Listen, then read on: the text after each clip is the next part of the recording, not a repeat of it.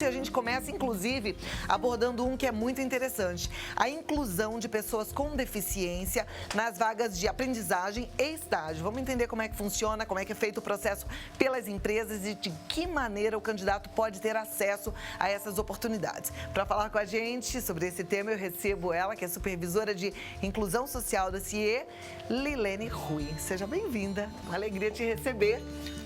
Gostei muito desse tema, Lilene. Senta aqui pertinho de mim. Vamos lá. É bom a gente falar porque tem muita gente que tem uma deficiência e que não sabe que existe essa possibilidade de ser inserido no mercado de trabalho, né? É verdade. Muito obrigada pelo convite, pela oportunidade.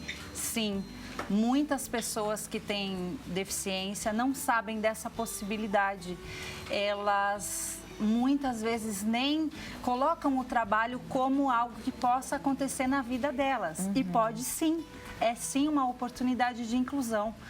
Duas grandes oportunidades na vida de inclusão são a educação, quando a gente entra numa sala de aula, mas também quando a gente passa a fazer parte de um time, de uma empresa, a colaborar laboralmente, né? Para que a gente possa, enfim, encontrar caminhos, aprender, desenvolver, e todos podemos. Ótimo. Eu fico imaginando que o ideal seria que todos os pais tivessem já essa informação para direcionar os filhos com deficiências na fase do aprendizado, porque eu penso que seria interessante para eles conhecerem um pouquinho todas as áreas, até para fazer uma escolha condizente com aquilo que eles têm de potencialidade, né?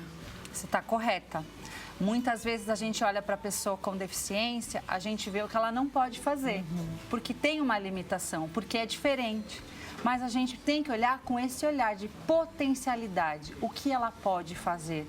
E também perguntar para ela o que ela quer, quais os desejos, as habilidades, né? Então, entender exatamente, né? A família é parte fundamental, primeiro, para que essa pessoa com deficiência, ela saia de casa, né? Os números são muito grandes, mas até uma das grandes questões que a gente se depara quando trabalhando com pessoa com deficiência é: onde estão essas pessoas? Porque elas existem. Então, sim, passa por isso que você acaba de comentar, que é o encorajamento da família, né? Porque tem a questão também da superproteção.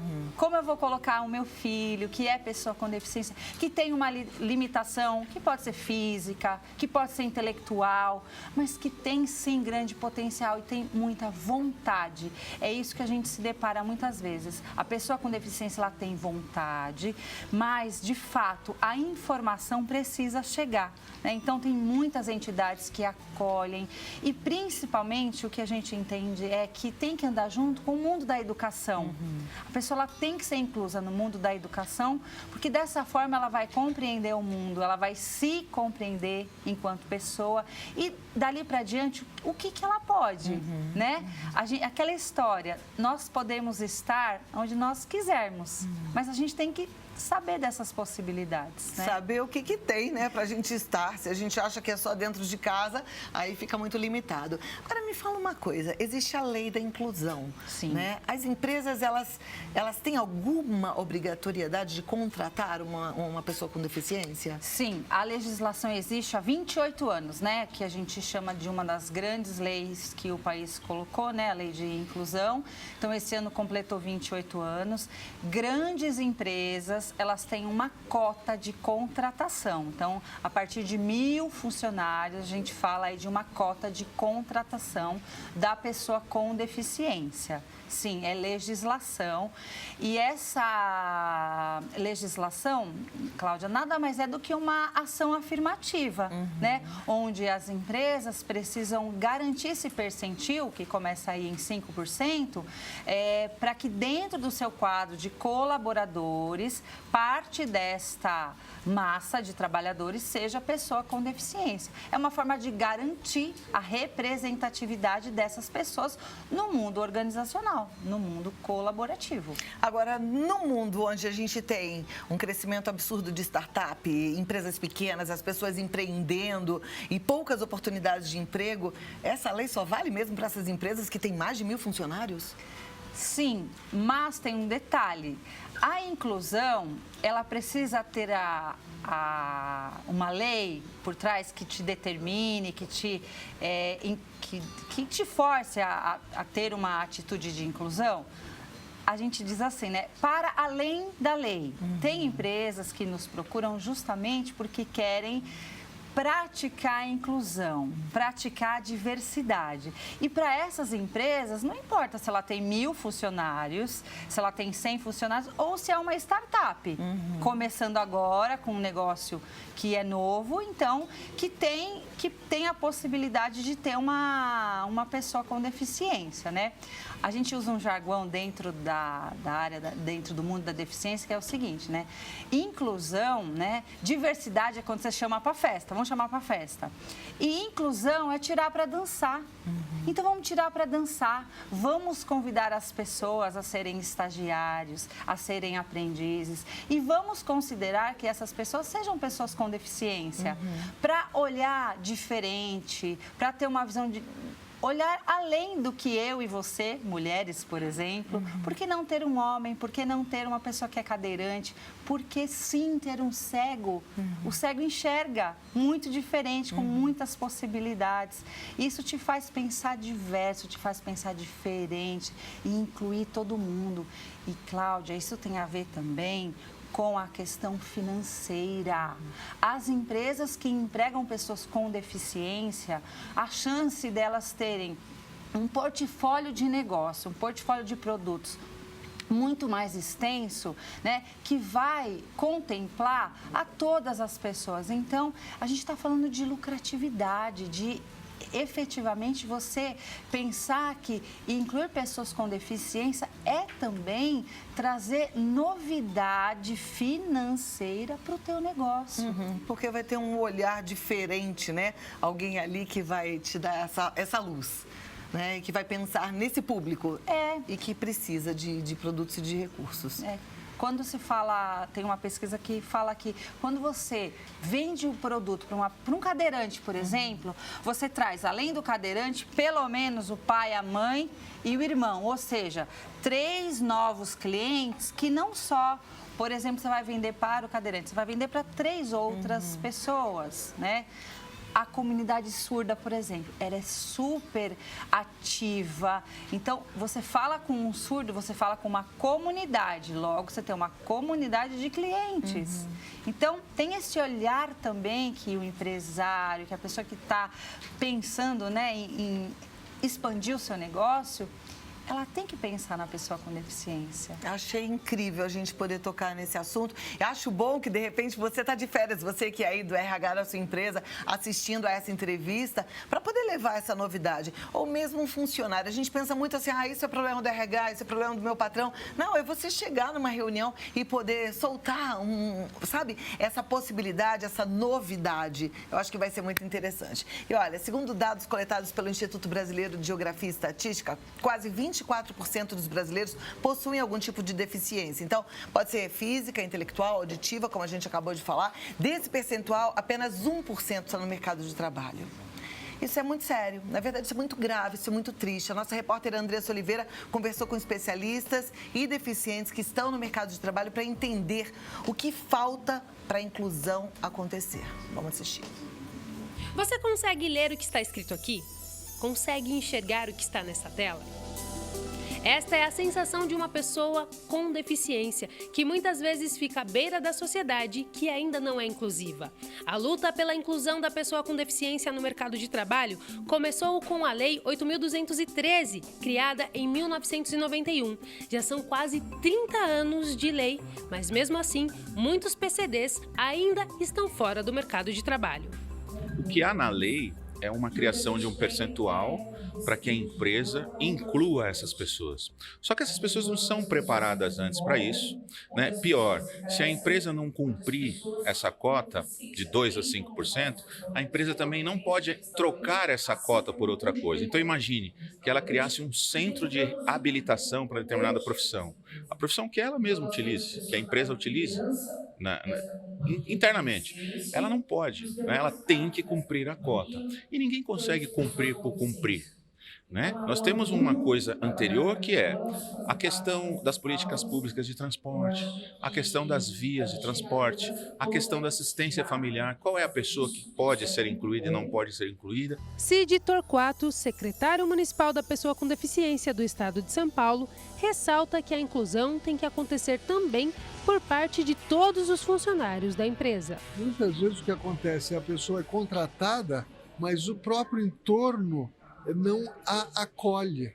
Então ela, de fato, acaba não participando da empresa ou participando menos do que poderia e deveria.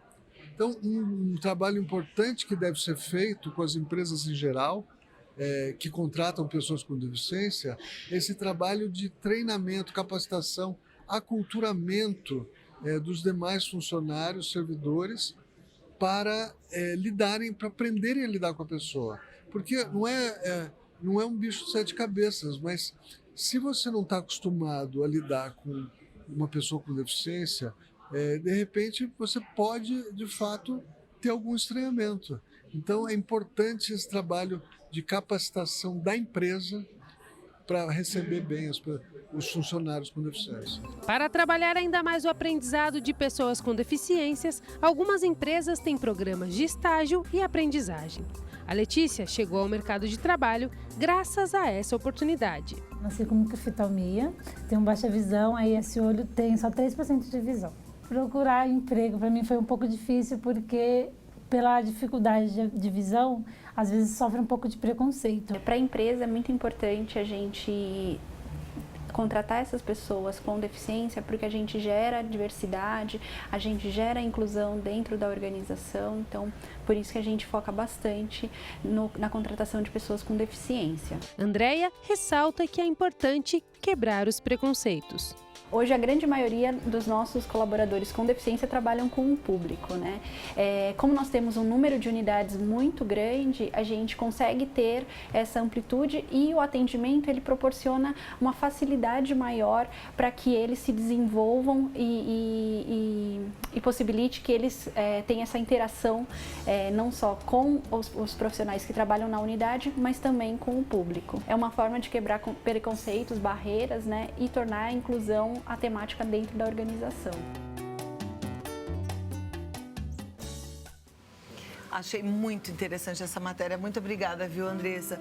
E achei muito interessante o que aquele rapaz falou sobre os colegas de trabalho, sobre o ambiente estar preparado para receber um PCD. Porque, na verdade, às vezes a empresa tem a visão, mas não comunica de forma assertiva para os funcionários e as pessoas excluem, ao invés de incluir, né? O Cid Torquato. De fato, assim, as pessoas precisam serem preparadas, precisam, assim, serem sensibilizadas de que vai chegar alguém que é diferente, que vai chegar alguém que provavelmente tem um tempo de resposta que é diferente, né? Que a gente vai precisar repetir várias vezes, ou que ela precisa sentar numa cadeira diferente, que o computador dela vai precisar ser preparado porque um programa vai ter que ser instalado. Então, de fato, o aculturamento, né, ele é super importante. E ele, Cláudia, ele é um passo antes, né? As pessoas, as empresas que querem colocar inclusão e diversidade, elas têm que estar preparadas para preparar. E não é só o gestor, é o colega de trabalho, é o funcionário da portaria, que precisa assim, receber essa pessoa com educação. E principalmente assim, a questão maior que a gente enfrenta hoje não é a barreira arquitetônica, não é construir uma rampa. Isso, teoricamente, é mais fácil. A maior barreira, ela é a atitudinal. É o quanto eu estou preparado e quero me relacionar com alguém que é tão diferente do que eu sou. Então, é nesse ponto que a gente abre para rodas de conversas, para sensibilizar, para falar do assunto. Em relação a salário, eu tenho uma dúvida. É diferente? A gente, quando fala em inclusão, fala de um salário mais baixo para pessoas com deficiências? Não. Não. Se falarmos do mundo das pessoas CLTs, né, você vai ser olhado pela sua experiência profissional, aquilo que você entrega. Se você é pessoa com deficiência, é um detalhe do seu perfil, mas se você é consultor, gerente, analista, você vai ganhar por esse salário. Se você é contratado como estagiário ou como aprendiz, né, aprendizagem e programa de estágio tem leis específicas. Mas uma coisa que é muito importante, a gente sempre procura esclarecer e obrigada por essa oportunidade. Existe o benefício que é o BPC, Benefício de Prestação Continuada. Algumas pessoas com deficiência têm esse benefício. Quando são contratadas como estagiários e aprendizes, não perdem esse benefício. Então, é uma forma também de estar ganhando a Bolsa Auxílio, estar ganhando o salário de aprendiz e acumular esse BPC. Por exemplo. Então é uma baita oportunidade. Sim. Por isso, presta atenção. Você, mãe, pai, vovó, você adolescente, você que voltou para a universidade, apesar de já ter mais idade, pode fazer estágio. Procure o CIE, faça o seu cadastro, converse com a turma do CIE, sobretudo com a equipe da Lilene Rui, que é supervisora do One Processos Especiais e do Inclui, falando sobre inclusão de pessoas deficientes no mercado de trabalho. O CIE está no site cie.org.br, no Face, no Insta é oficial.cie, no Twitter é CIE_oficial1, tem o canal no YouTube, não é isso? Sim. Que é o YouTube deles, Oficial CIE, e o telefone, se você quiser ligar para tirar alguma dúvida, 3003-2433. Lilene, muito obrigada, foi muito legal falar sobre esse assunto, viu? Acho que abriu aí a cabeça de muita gente, tomara que tenha tocado o coração também. Assim Até a próxima. Obrigada. Eu que agradeço, obrigada.